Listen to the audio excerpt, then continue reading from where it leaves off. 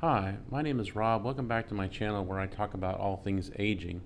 Today, I want to talk about minimalism and what minimalism means to me. I have a couple of notes because I have a couple of points that I want to cover today. I'm trying not to do too much off of notes for this channel so far, but today I have a couple of things I want to cover. So, first of all, what is minimalism to me, and why do I aspire to be a minimalist? Minimalism to me means purposeful. It means focused. I have been a collector my entire life. I've collected so much, everything from coins to comic books to when I was a little kid, keychains. I mean, I've collected a lot of things, watches and everything else, right? The coins, especially. I mean, as you get older, your hobbies get more expensive. I think a little bit. So, I've collected a lot of things, right? And lately, I have started to sell off some of these things, get rid of them. They're out of my life.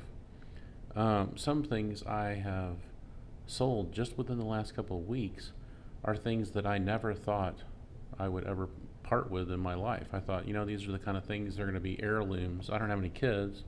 They're heirlooms for my nephews or for my family or things that I'll pass down.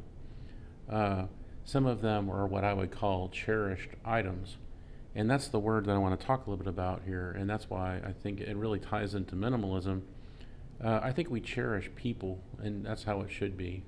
My mom, my relationship with my mother, and my family, uh, memories with them, trips, experiences.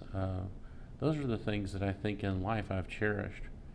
One thing that I've noticed is I've had some very nice things that I've collected over the years, nice coins, nice watches, whatever.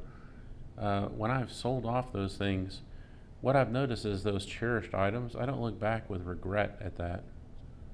There are maybe one or two things in life that I have not that I've not kept that I've looked back on and regretted. But one of those was a fishing pole that my dad had. I mean, that fishing pole when he bought it back in the day was probably $15. These are not big ticket items. The watch you wear or the these expensive trappings of life.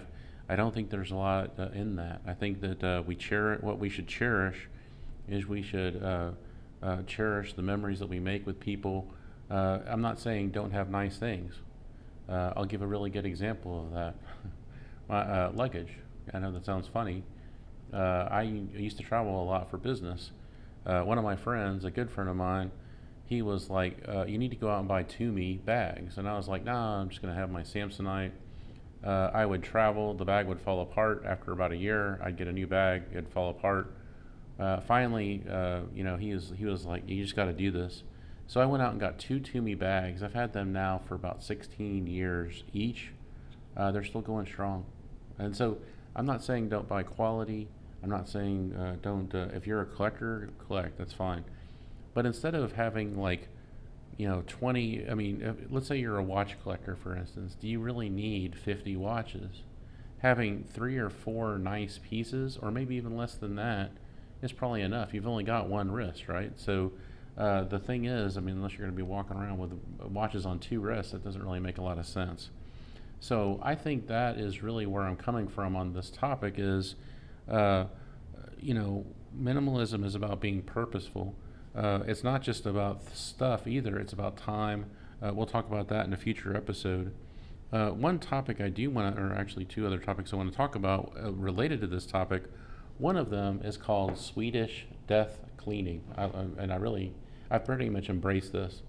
So as I have gone through and started kind of downsizing some of this jumble or things that no longer bring me joy, that sort of thing, right? Swedish death cleaning is it's a method where you're trying to make things easier for the next generation. You're lining things up. So that's what I'm doing right now. I'm lining all my paperwork up so that if something happens to me, my heirs know what to do. I'm trying to make it easier so they don't have to make decisions. Oh, you know what? I inherited this watch that I don't really care about. What do I do with it? Well, you know what? Better to not have that. Maybe there may be a couple of things, but not a lot, right?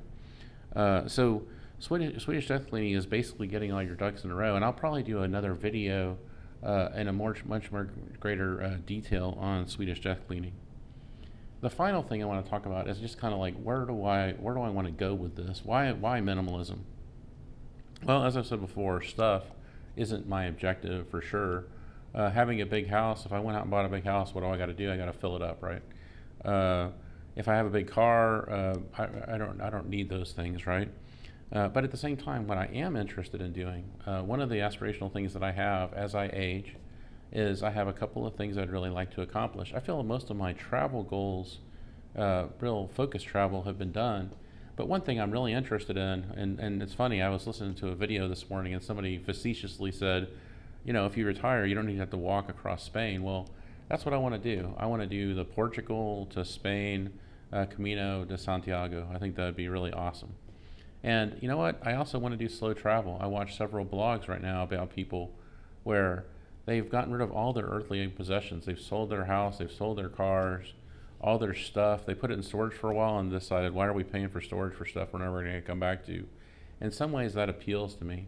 They spend a month in Thailand and a month in Vietnam and a month in South America, or so basically they are living virtual, but they're also like they're enjoying and making the most of the life they have while they can, and they're seeing things and doing things, and to me, that's the kind of stuff that I would cherish too.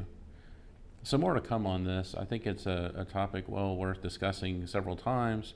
And as I continue to go through this, I'll probably do some deep dives into Swedish death cleaning, slow travel, and maybe even the Camino. If I do it, maybe I'll take you along for the ride.